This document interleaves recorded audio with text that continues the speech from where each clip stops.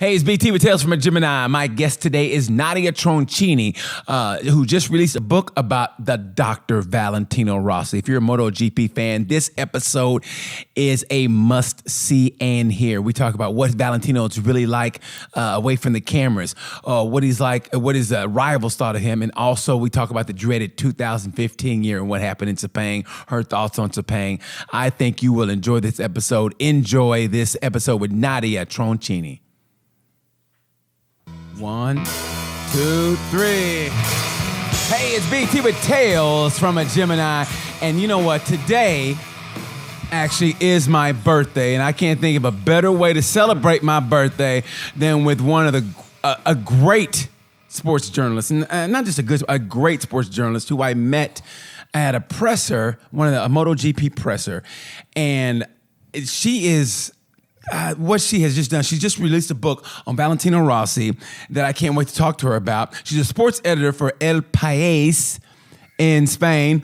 And I seriously thought that she did not like me, but I found out I was wrong on that. And maybe it's just her face. She's all business. So now we're going to get down to business. It's my pleasure to present Nadia Tronchoni. How are you, Nadia? Hello, fine.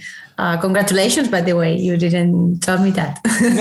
No, I know. I like to keep everything a surprise. So, yes. So I can't think of a better way to celebrate my birthday than with you talking about motorcycles. If we talk about motorcycles, then I'm happy. If I'm doing this show, I'm happy. So it's nothing but happiness on this side of the Atlantic. Great. So, yes. Great, so, great. First of all, I want to know, we're going to get into the book and everything, which I think is going to be great. But how did you get a master's degree in football? Good question. I always loved football. I mean, my father was is one of those men that watch every football match is on TV. Uh-huh. It doesn't matter if it's Real Madrid, Barcelona, or if it's Getafe, Osasuna. I mean, he watches everything. Uh-huh. So I guess as a little girl, I watched my father playing and watching football. That was a first step. And then I love sports. It doesn't matter what. And when I finished my career, I was collaborating with the radio, and there was a doctor in football there in a chat we used to do once a week. And he started to tell me, I'm starting a degree in football. You should be here because there's no women. So you should be here because you love it and you're going to learn a lot of things. And it was like, okay, but I just finished my career. Yeah, but you should be there. You should be there. I will help you. And he convinced me. And actually, I learned a lot of things. It was great. And I love it. So that's why. Now, what kind of things did you learn? And what kind of career did you have, by the way? Was it a sporting career? Journalism. Okay. So, and then what's your favorite team, by the way? I know you live in Valencia, so what's your favorite team? Is it going to get you in trouble? No. I live in Barcelona since I started covering Moto GP, but I'm from Valencia, so I love Valencia. I love Valencia, but my father is a Barcelona fan. So, it was like a kind of reivindication, personal reivindication. Well, I remember when the first time I went to first time I went to Spain, I landed in Madrid. So I spent the night in Madrid, and that was when Cristiano was with Real Madrid. So I got all this Real Madrid stuff, and I got the scarf, and I'm one of those people that just gets in everything. I got the hat, the stocking cap, and I took a picture of it, and Bradley Smith goes, "Whatever you do, don't bring that here." And I was in Valencia, he goes, "Whatever you do, don't bring that here." No, you shouldn't. So I got all that, and then he leaves the club the next year. So now I basically threw it all away. So yeah, so I know how intense that football is. So now, are you how many siblings is it in your family? What? How many siblings, like brothers and sisters? I have a brother, a younger brother. Okay. Now, were you like a daddy's girl growing up? Yeah, I guess so. Okay. Did you do any sports? Did you participate in any sports? I used to play basketball. What position? Base? Do you say base in America? Like the five? Yeah, number five. You played the five? Yeah. Could you shoot? Yeah, I could. I mean, I was not the best in the team, but but I love practicing. So it was just when I was a child. After that, I spent a lot of time without practicing any sport.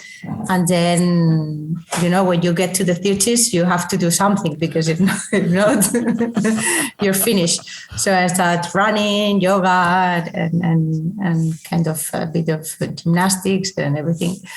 So you seem very athletic. You're a very athletic woman. Well, I like it. I have no much time now, but now, where did that love for motorcycles come in from?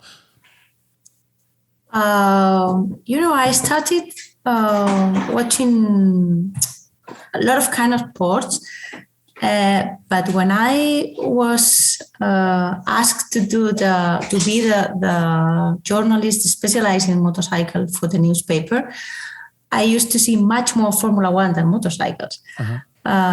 Because it was that time that Fernando Alonso was in a very, very good form. He had won already with Renault, all those two championships and everything. And I was like a Alonso fan. And I'm not now anymore. Why? By the way. Why is that? What took you away from Formula One? He's a hard person. He has a hard personality. He's not so nice, so easy, so easy going boy. I met him in the Dakar 2 years ago, and it was difficult to get him. But anyway, and my editor-in-chief asked me, do you want to do, I don't know if you know anything about motorbikes, but I would like you to try it.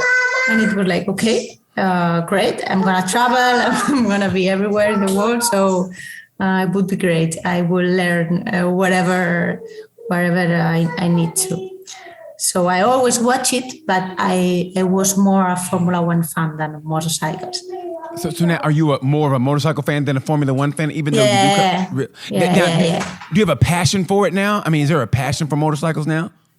Yes, because I'm that kind of person that when I understand how a sport works and when I can learn a little bit, I get passionate suddenly. So being there. I used to write about football, and here in Spain, football players are like big stars. Yes. And they are not easy to get either. So when you start in a paddock and you can talk almost every day with the riders, you can get to the mechanics, you can have extra information almost from everyone, and you can write great stories. It's a very good way to get a lover of the sport. Now, when did you start? When did you start the love? Like when you first started covering it, so you're in a different element. And when did you start realizing these guys are maybe on? Now, I personally think, I don't know, I've never been to a Formula One paddock. But I personally think that if you're a good motorcycle racer, you can easily go to cars more than a race car driver can go into motorcycles. So when did it become a passion where you saw like, wow, these guys are on a different level?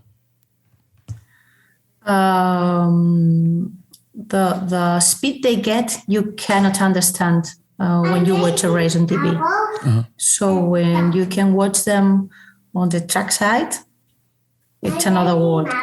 And apart from that, I was like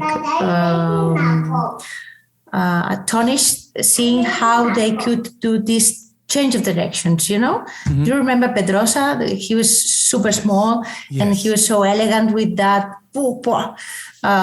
That's the thing I admire the most of the races they do, how they can go so down and suddenly put a motorbike up and go out of the corner. Now, was it more welcoming when you went to MotoGP? And what years did you go? Did you start covering MotoGP? I started in 2010. Okay. First year, I was lucky for the professional part because it was first year Lorenzo won the World Championship.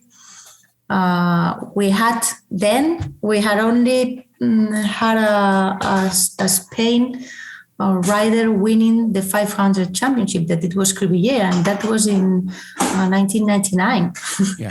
So it was a lot of years that young riders won in the small categories, Right. but never in MotoGP. And when I arrived, Lorenzo won in MotoGP. We had a very young Marquez starting in 1 to 5. Right.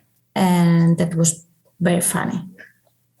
So do you feel like maybe you're a pioneer in covering it, since your first year was in and watching Lorenzo win, like you said, since such a long period, a long absence of a Spanish champion. So you were kind of there in the genesis of the new generation coming. Like Lorenzo was part of that new generation. So do you feel like you were at the genesis of that?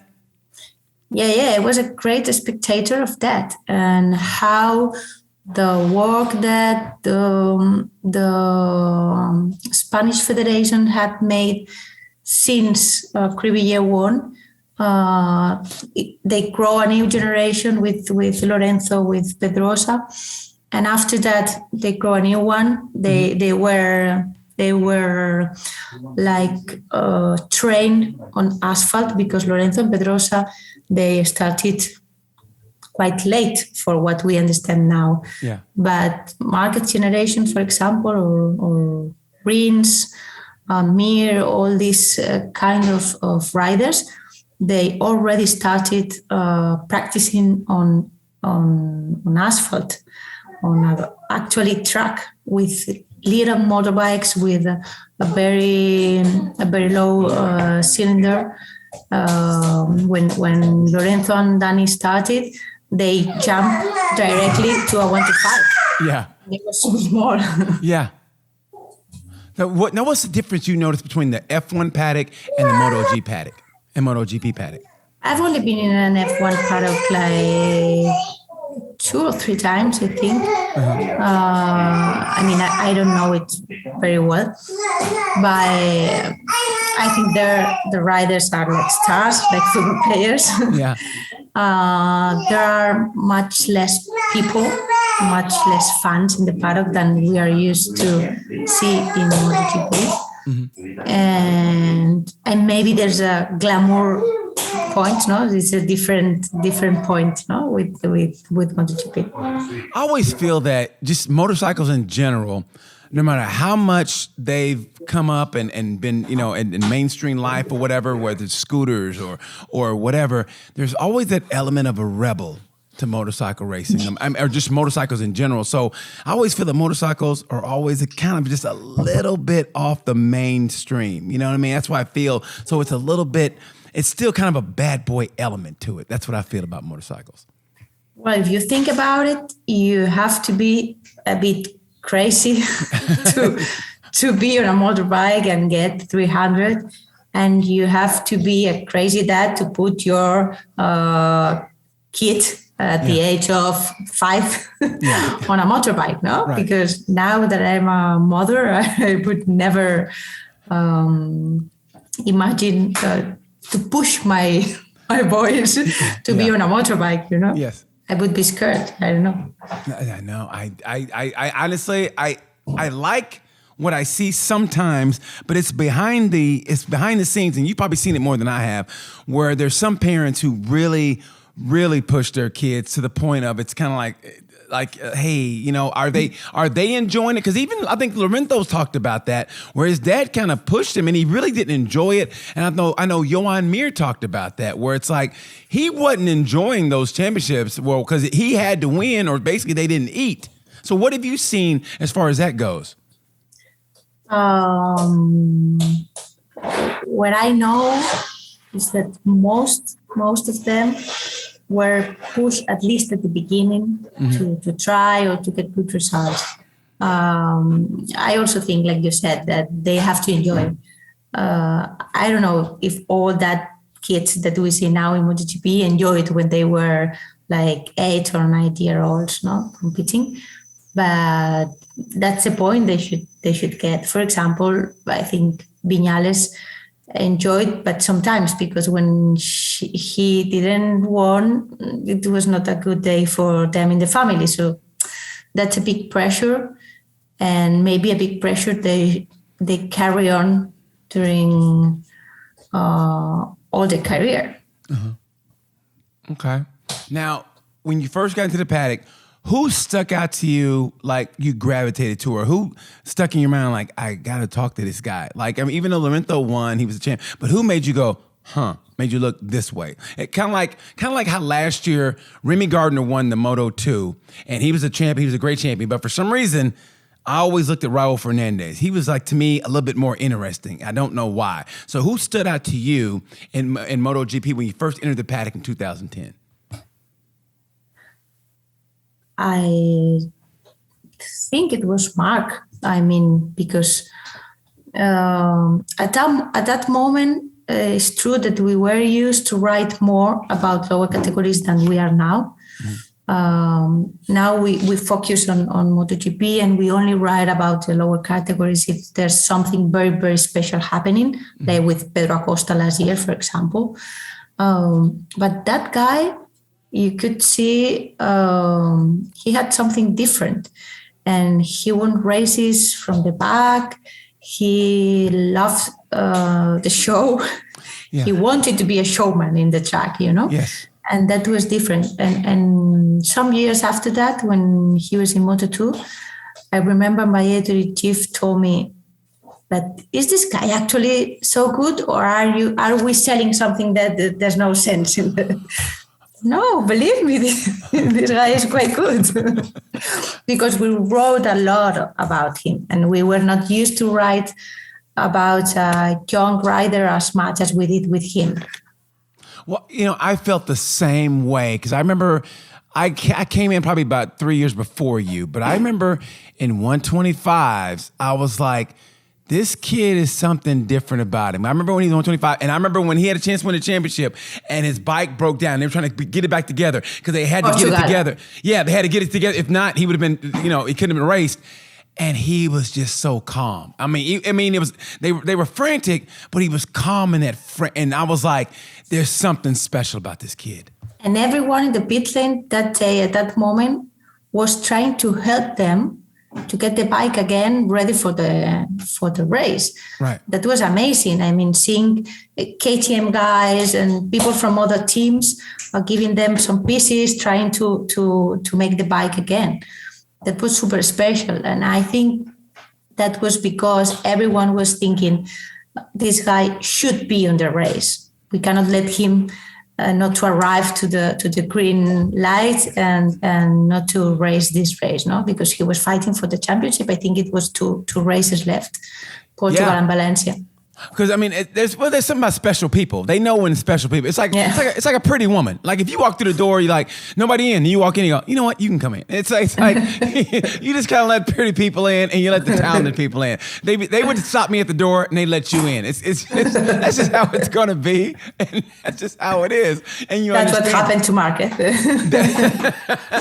Exactly. So now we get to the present. Now you release this book about Valentino Rossi, and it's his last year, and did you actually talk to him? Not this year, because last year, because they were, at the beginning, I started like in April, making the contacts, the first interviews and everything. So 1 year ago, more or less. And at the beginning, they didn't want to do anything because they hadn't announced yet he was to retire. It was like everyone knew or imagined that could happen, but they didn't have said anything. So it was first like, wait, because we don't know what's going to happen. So you have to wait until summer. So when summer arrived, was that bomb, and everyone wanted to speak with him. He had like 1,000 interviews, and it was very difficult. But I have to say, BR46, the people from the academy, from the company he has, they helped me a lot. They put me with Ucho. I talked to Graziano, his father. I talked to Matteo Flamini, who was one of his closest mechanics since the beginning. I talked to a lot of people very close to Rossi, and that helped me understand some things I wanted to know about him. How did that idea just come about that you wanted to that you wanted to make a book about him? Like, instead of just your actual interview, like some people do a video interview and talk to him about it last year, but how did the actual book come about?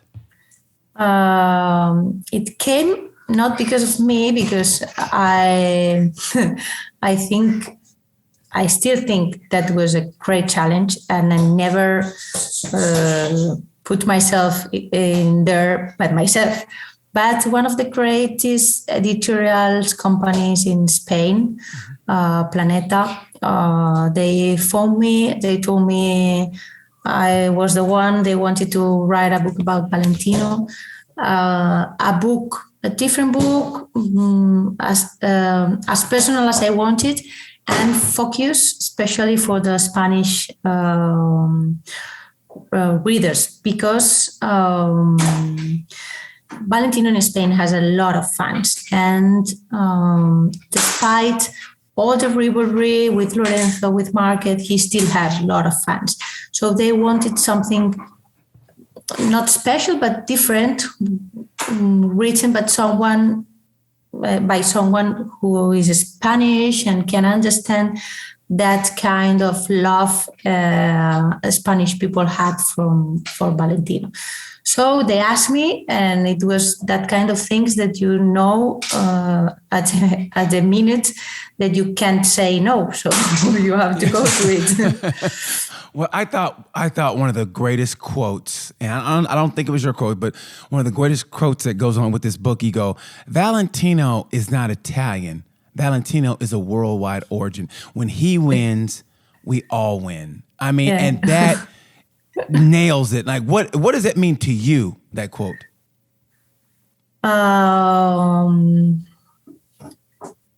Look, I remember one race, I think it was in Assen. Maybe it was the last race he won. Assen 2017. I remember that. He had a great race. And when I started writing about MotoGP, I saw his worst moments, the problem with his leg in Italia, when he came back, when he went to Ducati.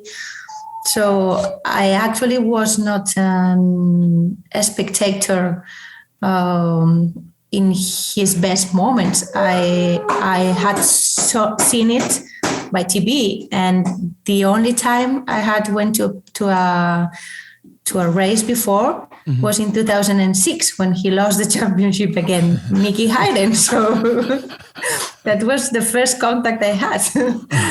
And it was kind of sad, you know. I lost the greatest moments of Valentino, no? So but I remember that you're like race. His bad luck, basically. You're like bad luck too. Yeah, I am. But that race, I remember seeing him with that big difference, age difference with rivals. And it was like, whoa, the king is still here. You know, he can do that. He's the best understanding the race. He's the best knowing how to do, what to do, in what moment, when he has to push, when he has to pass someone. And as I had lost all the past, this race made me realize that this guy was special, super special, the special one, I guess. What stood out that made you think, that made you go, he's special? Well, like, what stood out to you? Because what you see and what I see, what everybody sees is going to be different. But what stood out to you, being as close as you were? His head, his mentality, kind of. He approaches the races, the way he knows what to say at any moment, how to answer a question, how to deal with the rivals, deal in the good and then in the bad way, Right. I remember seeing him speaking in the press conferences when Lorenzo or Stoner were answering a question of the media, and he was like speaking with other one like, and then all the flashes from the photographers were like, that was the greatest thing of Valentino. Anything he did was most important than whatever was happening in the room, So I think his personality is the thing that is more fascinating. Now, when you got the call to do the book, and you said like you couldn't really refuse, but like was it a daunting task? Like, were you nervous? Were you like, okay, I can do this? Because I mean, you have to believe in yourself to what you do. You're a sports editor in chief for a major magazine. I mean, from a major publication, in Spain. So yeah, you can do the task, but it's Valentino Rossi. I mean, it's like when it comes to sports, and I always say, people who transcend the sport. There's Michael Jordan. There's Wayne Gretzky. And you got to look at Valentino, because when you think of motorcycle racing, people always go Valentino Rossi. If you just mention motorcycles, they go Valentino Rossi. Even before, they don't even know Moto GP is, but his name comes up before. So it's like, he's definitely on the Mount Rushmore of just greatness in a sport where you transcend the sport. So when you got that call to do the book that you couldn't refuse, did you go, oh God, how do I approach this? Or you're like, let's bring it? It was like, I'm going to do it, but I knew it was a great challenge and a great problem. I mean, a great problem I had to solve in the better way I could. And how was a problem? How was it a problem? Because, it's Valentino and you're going to write about him. And it's not an official book. It's not a long interview and then you can go through it. You have to.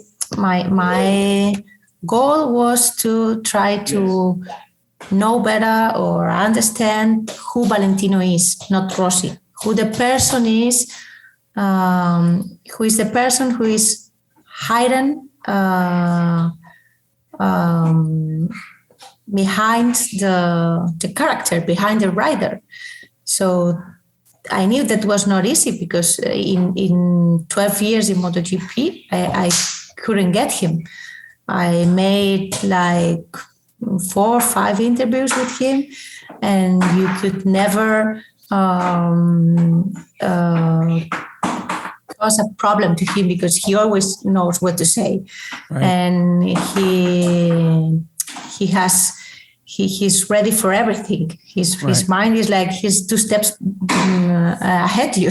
Right. So that was the problem. I had a big challenge, and maybe the way I see him is not the same that Valentino fans see him. So how do you see him? How do you? I had to deal with that, Yeah, but how do you see him? I know fans, and I'm guilty of it too. When it comes to fans, I'm like. So you had to take a different approach. How was your approach? Because I think a great champion like he is, or like Marquez is, they have like some shadows, They have to hide them, because they have to be killers. Yeah. Because if not, they don't want so many titles and so many races. So trying to explain those shadows, it was also my goal, no? And trying to understand mostly what happened in Sepang 2015. What happened in his mind, how he could commit that big mistake, because he always was the one who knew what to do. And that day or that week, he didn't. He was. I think he was lost. I don't know if it was the pressure, it was the ambition, it was that he was obsessed with that 10th title. But something happened to him, and he did the big mistake of his career. And I wanted to understand why. Yeah. Well, you know what? I was going to say that, but I mean, since we're already there, that thing, it culminated. It had its climax there pretty much, but what led up to it, and it was to his own demise, and I hate saying that because I loved it, and it hurt to watch because I love both. I love both of those guys. And I guess it's like, you're a mother. So it's like, if you see both of your kids, fighting each other, and you can't be like... You don't know what to do. Yeah, you don't know what, like, I like this one, but I like this one too. I mean, I love both of them. So that's what it's like. And it hurt me because I wanted him to win a 10th one. And I'm going to say my point, and then you can retort. But I felt like that season, where people don't realize, it started in Mazzano when he was going slow on the racing line and Lorenzo was coming, and he got penalized for that. I mean, he got a warning for that. So, okay, remember that one. So then you go to fast forward to Phillip Island, when it's one of the greatest races ever. They're dodging and and Iannone took points from him. But, he talks about Marquez. He looked, when he talked about what he said about Marquez at the presser in Sepang, but it was Iannone who took points from him.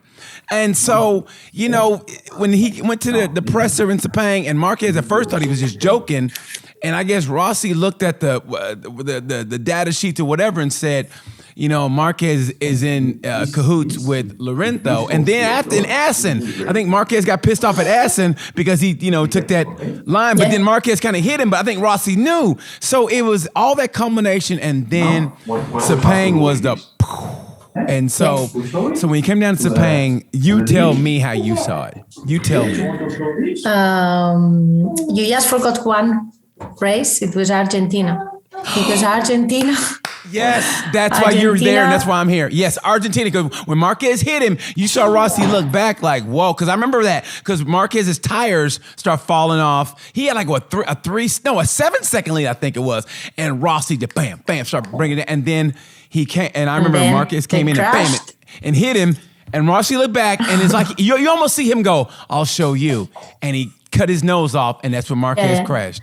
And nothing happened. Marquez crashed, and Marquez has also good memories, and he's also a killer. And that was when everything crashes. You have to put Argentina, you have to put Assen, and of course Malaysia in the equation. But you also have Misano, as you said, and we also have Aragon when Rossi get super angry with Pedrosa because he warned him. It's like Pedrosa didn't have the right to warn him at that moment. What happened? Yes, I remember after the race, Rossi goes, "Why did you race me so hard?" Because I mean, Pedrosa, honestly, Pedrosa and Pedrosa didn't get the credit he deserves only because he didn't win a world championship. But everybody to a person knows. Take away the injuries, and Pedrosa was that guy. And he really was. And I just hate that he never won a championship. But he raced Rossi like Rossi owed him money. Yeah. You know what I mean? Yeah. And I remember him going, "Why did you race me so hard?" All that details, I think they were like getting into Rossi's head because he was like losing small little points in the championship, and Lorenzo was not having a good luck, but he was super fast. And the combination of all these things, I'm losing points and my rival is super fast. I can see that because they know when someone's fast. I can see Lorenzo is not lucky, he's not winning, but it's super fast because Lorenzo was faster in almost every practice until the race. Then the races, always something happened until they arrived to Phillip Island. And then Lorenzo, I think he saw he had the point there. Phillip Island, Malaysia, that were tracks that he liked a lot, and he knew if he arrived to Valencia with a big chance, he could beat him because Valencia is not a good place for Rossi. He hates that circuit and hates the memories he has there, I think. Yeah.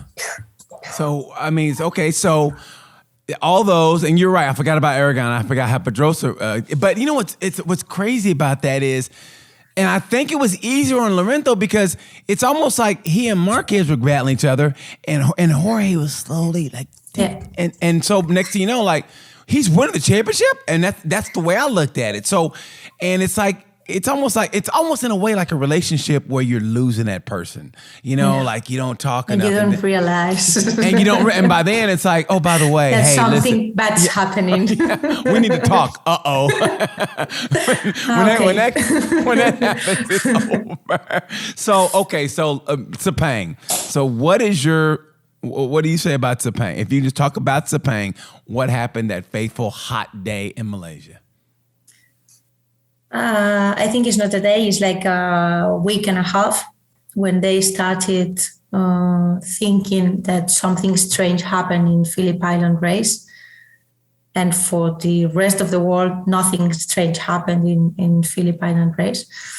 But Valentino has always relied and be super faithful on his friends, especially Ucho. And Ucho, it was a long time that he said, Marquez is not your friend. Marquez just want to beat you.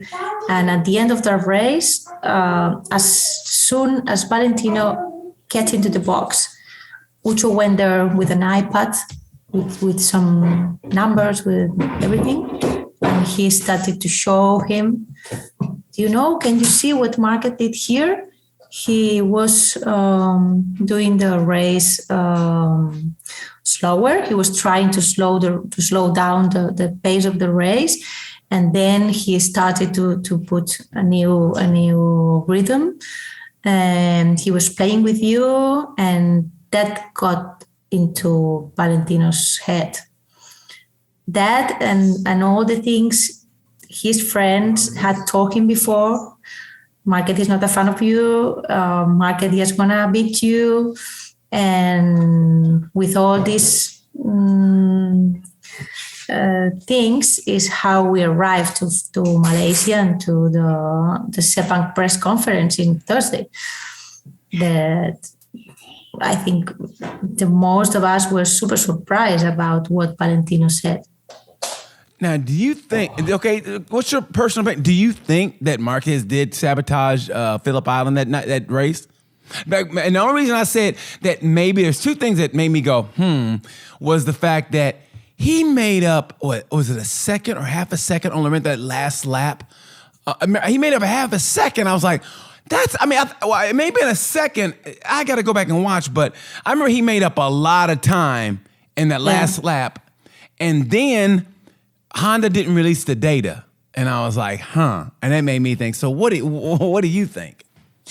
It's true that he was super far from Lorenzo in the last lap. And it seemed that he came from nowhere. But it's true that all those days they were always complaining about the tire, that they have the front tire. They had a lot of problems with that because it overheat, and they have to lower the pace and then again try it. And he was racing those days. So actually it was not a big difference with what was happening, no? The thing is that, and with the data, we have another chapter. If you want, we talk later. Yeah, because it's it's too much. But what I actually think is that Marquez has always raced trying to win the race. So it doesn't matter if Lorenzo or Valentino are fighting for a championship. He just wants to win the race for himself. And that was being a shitty year for him because he had a lot of crashes.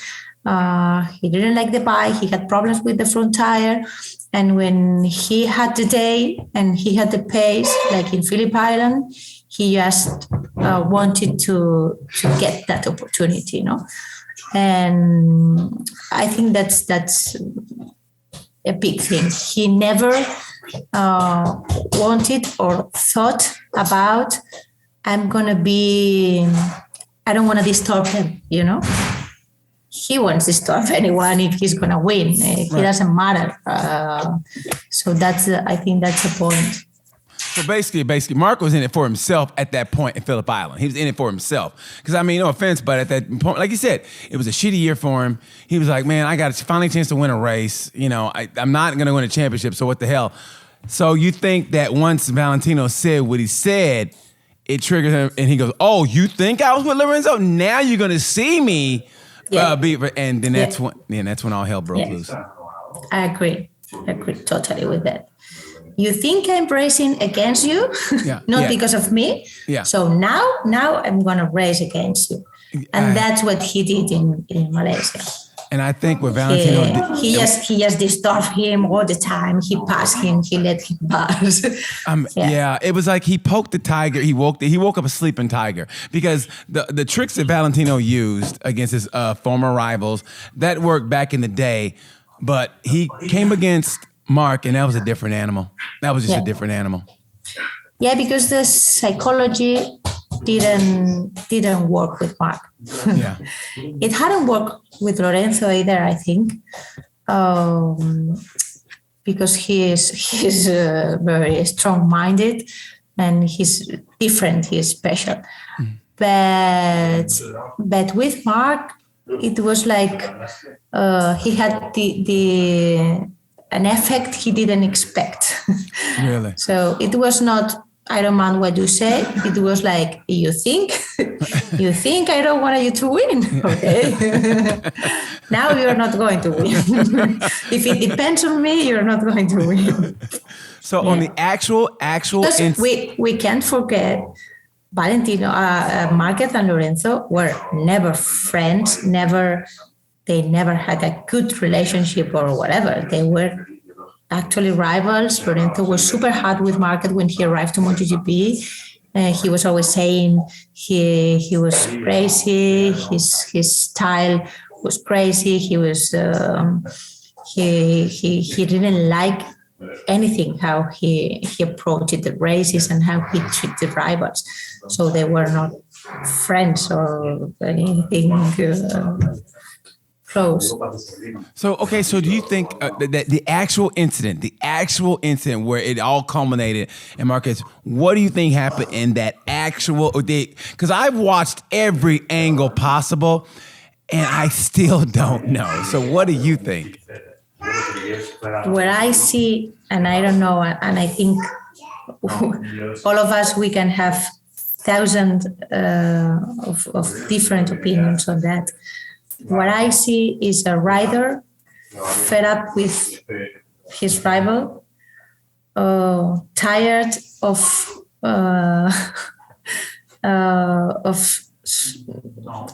dealing with that race every lap with 2 or 3 passings. That seemed there was no ending for that battle. We had 7 laps and it was 22 passes, I think, if I don't remember badly. So I think the lap before, he looks back and he says something like stop that, you know? Yeah. And of course, Marquez didn't stop. And at that point, it was like, I'm going to close to you and put you off the track for you to understand you're not having a good behavior. like a father that is putting his child in a corner and please think about what you're doing. Yeah. And in a moment of confusion, I think, because Marc, it was like slow and he close to Vale and then he thinks, okay, everything is good. I accelerate, you know. In that moment, Valentino has like a reaction. I think he didn't think too much about it, and he just kicks Marc bike. Everything happens in tenths of a second. So right. When you first saw it, what was your first reaction? Oh, I remember I got crazy in the press room. Like, what? What happened? He kicked him. I can't believe it. He kicked him. And I remember I said, this is the war. Everything exploded. This is the war. Yeah. You know? It was a war. It was a war declaration. Yeah. Yes. Yes, it was. Yes, it was the end of everything.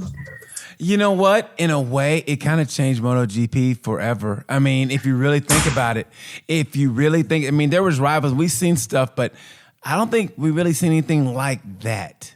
I mean, there was actually the Rossi with the with Sete, and listen, I like Sete, I really do. That was kind of funny. I mean, it was funny. He always lose. He always lost against Rossi.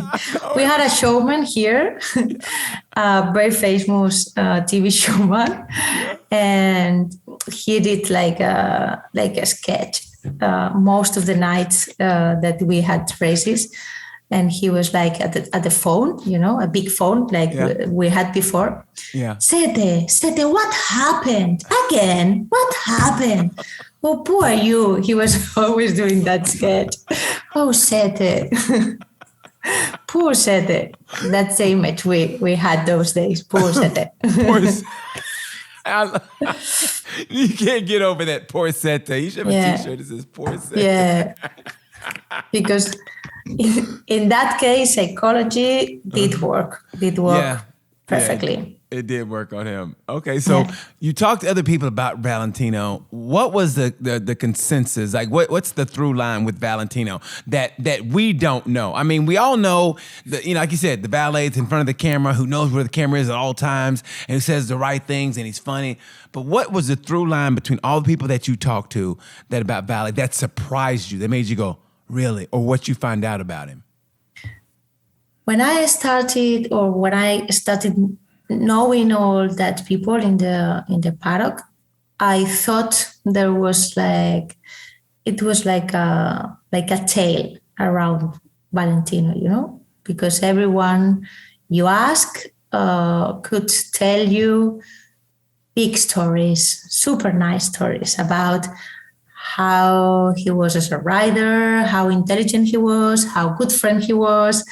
And when you actually talk to them a lot, you realize that maybe it's not the same truth you see, but it's their truth. They feel Valentino is part of his family. People from Tabolia, from the Bureau 46, they're not working for Valentino. They're working for a friend. They're working for one of them. Valentino makes that people feels they are one of the family, one of them.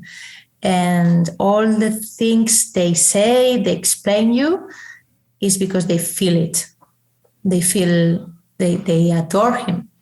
And they adore him because he knows very good how to treat and to take care of the people who is working with him or around him. And you don't see that in in most of the riders. Wow. So he's more like a fan, like a hands-on, like I don't know, like a friend. Like you said, it's not working for a business or a corporation. You're working for a friend. Yeah. Yeah. He's the chief, but he's also Valentino. For them is Vale, the greatest champion, Vale, the greatest rider ever, Vale, the greatest Italian they could reach, you know? Yeah, yeah. Was there any maybe disparaging things said about him, like, or anybody said any bad things or vitriol things about Valet? The people who could say bad things about Valet didn't want to talk with me for the book, you know? And you don't have to give any names, but who were they? Like in what capacity were they? Were they other riders? Were they other teams? They were riders. They were rivals. There's no more people in the paddock that. I mean, well, you can find a critic point of view of what happened in Sepang, and I found it on people from Yamaha. They couldn't say their names, but they explained me a lot of things. From Wilco Sillenberg, that was the last year working close with him, that he had lived all that episode in Yamaha with Lorenzo, as you can remember. Mm-hmm. And he has a very critical point of view of what happened. He understands their friends made him think a lot of things that maybe were not realistic, and he made a mistake. So he explains it, and he has no problem to give his name and put the quotes on the book, you know? Wow. But to actually speak badly is very difficult. And if there's someone who could, for example, Marquez or Marquez family, they didn't want to do it. Did you ask Marquez or his family about Valet? I asked, but they didn't want to talk about it. He didn't want to talk about it at all. I think because he suffered a lot that year after 2015, that winter, and that 2016 championship. He suffered a lot with people, with bad. With people who push him, who criticize him, and I think he chose. Well, I know he chose to answer on the track. So that's what he was obsessed about, winning 2016 championship. So okay. I think it was that year he told us he had lost some hair. Do you remember? Because of the pressure. Wow. Wow. He had like a small hole in his head without hair because of the pressure. I remember. I just remember it's weird, but I remember last year the last race in Valencia. It was Valentino's last race, and I just remember Marquez was hurt and he didn't participate, and I was kind of glad because I just felt like it would have took a little bit away from Valet, because I think people would have been watching to see if he would have went and congratulated Valet, or if Valet would have even acknowledged him. So it was. Did you ask him about that? Like, would he? I mean, I think I read somewhere recently that he said he would have acknowledged him, but I don't know if that was true or not. So did you ask him about that last race? If he was there, would he have went up and acknowledged Valet for that last race?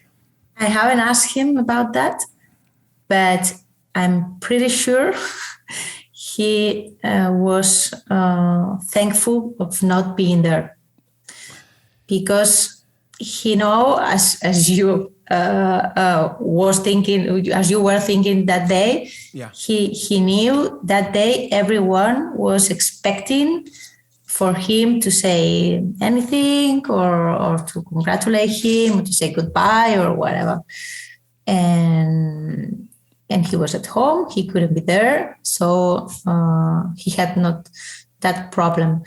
And maybe I'm not right, but I think Alex Marquez was the only rider who was not in the last press conference. Really? I think so. I'm not sure. Maybe I'm making a mistake, but I think so. Well, yes. But Alex, they're not actors. They feel what they do. So they're not that kind of people that wanna look something they aren't. Well, the thing about it is, Alex kind of had nothing to do with it. It was between, that's my brother. You know what I mean? But he suffered because of his brother. Right. That whole situation was just bad. Yeah. Now, do you think? Do you think it tarnishes a little bit of Valet's legacy, or will it always? I mean, just a little bit of the shine, because until then he was that beacon, and even though he retired and everybody chanted his name, and he went out I loved how they partied in that paddock. It was beautiful how they carried him on, and I thought that's the way a champion goes out. I mean, it seemed like he was at peace. Maybe I'm wrong. I mean, you were closer to my end, but it seemed like he was at peace finally, because he had his girlfriend and she was pregnant. And, I think everybody was expecting him to cry, but he didn't. And he just went out the way you should, with a party. And he finished, don't get me wrong, he finished in the top 10, and he said something that said, he goes, I'm still one of the top 10 in the world when I retire. And that hit me hard for some reason. Yeah. And so, like, do you think that little thing with Marquez took a little bit of shine off him? I didn't saw that day or that weekend. I didn't saw a minimum of market that weekend. It also helped that he wasn't there, obviously. Right. And I think it was better for everyone, for Marquez and for Valentino. Yeah. And it's true that there was everyone crying from Thursday to Sunday. Yeah. But Valentino, no, we didn't saw him cry. Just a little bit, just dancing, adapt those Maradona song, Ho visto Maradona, ho visto Valentino. Yeah. It was a great moment. And as you said, I think he was totally in peace. And I can see it now, the difference with other riders, because he's still racing with cars and he's not every weekend in the MotoGP races. He has other things to do. Right. In Mugello, I think he didn't came to the races on Sunday because he had a concert. Yeah. So he has a life, and that's great. I mean, a lot of champions, they don't know how to deal with so much time when they retire, no? Yeah. And he knew. Now, did you cry that last race? Did you shed a tear? No. I was like super emotional, but no. I remember that party inside the box with the song. It was super nice, and well, I mean, I like seeing people super happy, like Cucho. He was crying a lot too. Yeah. He was super happy. I think because they could think about how many things they shared in their lives, no? And that's super nice. What's the most surprising thing about the book, talking to people about Valentino, the one thing that it stood out for you personally? I know you're talking about, that everybody's like, it's like working for a friend, but what's one thing that stood out for you personally? It maybe in just something small, but maybe a mechanic said that he picked up a lug nut for. But what was it stood out for you personally about hearing the stories about Valentino? What I love the most is to know better what kind of relationship Valentino and Nuccio have. And we all know they were friends since they were child. Mm-hmm. But to understand how this friendship started and grew up and made so strong, for me was special. And Ucho explained me everything in a super long interview. He was super kind, and we had never had this kind of relationship before, and that interview was great. And he could explain me that when Valentino's parents get divorced, he missed a lot Tabulia because he went to live with his mom, and he went to live to another small town, super close. It was like 7 kilometers away, but he missed a lot Tabulia, and he tried to come back every time he could, and most of the days they spent the afternoon playing. And when it was night and he had to come back home, both moms spoke on the phone. And Panuccio mom told Stefania, can Vale stay home? He can sleep here. There's no problem. Okay, no problem. So that was the beginning of a great relationship. I think it's super, super nice when you're a kid, you're suffering because your parents have had divorce, right, and you look for someone very, very close to be with you and to share everything with you, no? And that's Ucho. That's beautiful. That's beautiful. What would people take from this book? Or what do you hope that people take from this book when they read this book? I hope Valentino fans don't hate me because how I explain Sepang crash. Yeah, yeah. But I've tried. I never been polemic, and I've never looked for that. I just wanted to understand actually how a great champion like him, who always took the best decisions, made the biggest mistake the year he could reach those 10th title, because he was the leader from Argentina to Valencia, and he lost the race there with that desperate moment, Yeah. And I would love that my goal that was understand better who Valentino is, not Rossi. That what people can take from the book. Did you? I understood much more, and I love it. I loved it.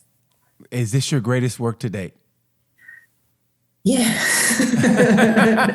Yeah, it was the most challenge. And yeah, of course. I feel super proud. No, that's great. I mean, honestly, because you're dealing with a legend, and that's not easy. And like you said, I mean, interesting to see. I hope the Italian fans or just the Rossi fans will embrace it, and they'll respect your point of view. A lot of times if you speak against what sometimes people look at as a god, they maybe, what do you call it, whatever. But I hope that they respect your book, and I hope they pick that book up, and they hope they enjoy it. That's what I hope they enjoy it. I mean, you seem like a proud mom on that book. I can just tell. I can just tell you're a wonderful smile.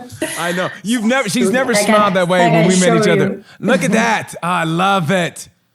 Oh, that's beautiful. Does Valet know about it? Does Valet know about the book? We published it last week. And I give it as a present in Montmeló. He wasn't there, but I gave it to Georgia Fratesi from the BR 46, and also to Ucho. And I hope he likes it. I hope so too. I really do. I hope so too. And my God, it's just good to see you smile. Like I said, I was telling my producer, man, I don't think this woman likes me at all. I mean, I know Terry set it up. Thank you so much, Terry. She set it up for me. I'm super serious working. I don't know why yet, but trust me, I can tell. I was like, man, this woman hates me. Trust me, I've been enough last calls. I've been enough last calls and bars. I know when women hate me. I thought she hates me, but okay. Well, I'm glad we got that out of the way. Thank you so much for your time. I mean it from the bottom of my heart. Great chat. It was a great chat. I loved it. I could have talked forever about just racing. And I think you're very fascinating. I didn't even get to the part about the Dakar rally and everything else, but I just appreciate your time. I know you got the little ones to attend to, so thank you so much, Nadia. I appreciate you. Thank you. Good luck on the book. It's going to be great. Is it out? It's out now in Europe, right? Yeah, because they just published it like the 1st of June. So okay. 8 days ago. And where can we get it in America? I hope you could, but I don't know yet. And I know they were thinking about doing a version in English, but I'm sure it's not ready yet. Okay. When we find out, we're going to update it. This will be released in a couple weeks. We're going to update whatever. So if you guys are big Valentino fans, you'll get the book. Nadia, thank you so much. Go tend to your children. I appreciate you. Bye-bye. I'm BT for Tales from a Gemini. Thank you guys for watching. You know how I say about this time. You know the word. Pais.